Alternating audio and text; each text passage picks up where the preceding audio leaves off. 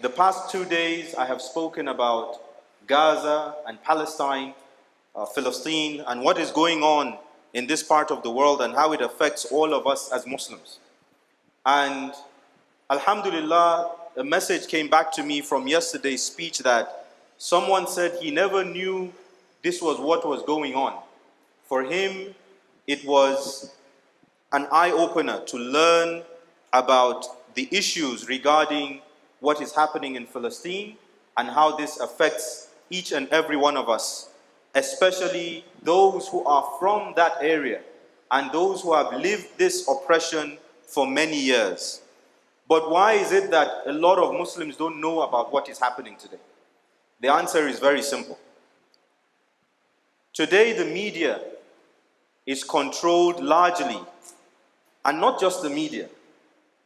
A lot of what you consume, a lot of what you take in is controlled by the Zionists or by those who have this ideology of forcing the world to conform with their own norms and practices. I don't want to mention some of these media channels, but I know you all know them. It's very simple when you switch on your TV to hear the news about what is going on, and you will see how one is perpetually pushed or perpetually promoting the oppressor and never sheds light on what is happening to the oppressed. This is part of what they have done to capture the minds of the globe. Similarly, they own the financial institutions. So whenever you need to seek for a loan to take care of issues regarding maybe recurrent expenditure in your nation, and you have to seek for a loan, they put such stringent laws that ties nations literally into being bound to them for as long as they want. Why have they done this? Because it was easy to fragment the Muslims, make them divided, make them fight amongst themselves, and you know they say when you divide a people, that is the first step to conquering them.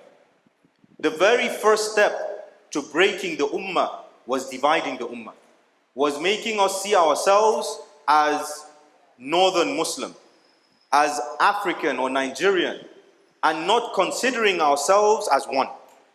So when that happened, it was easy for every other thing to be placed upon us as a fitna.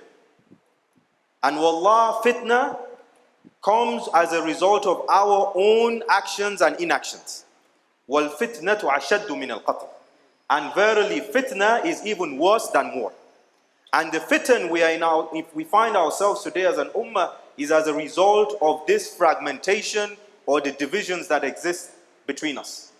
Very simple things divide us. Very simple things we fight about. Things that are not asl, things that are furur, we go to war against each other.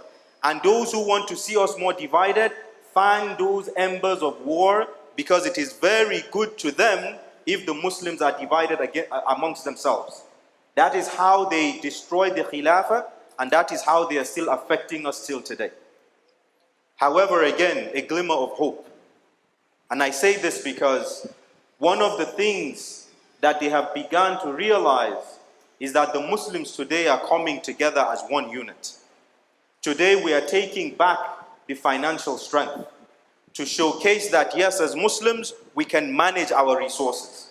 Today we are forming blocks that if the UN does not give any heed to what we call for, the Muslim communities can come together and form a stronger unit. Today you have Muslims in power that are so strong and respected that whether they like it or not, if they accept him or they don't accept them, Allah subhanahu wa ta'ala is with them.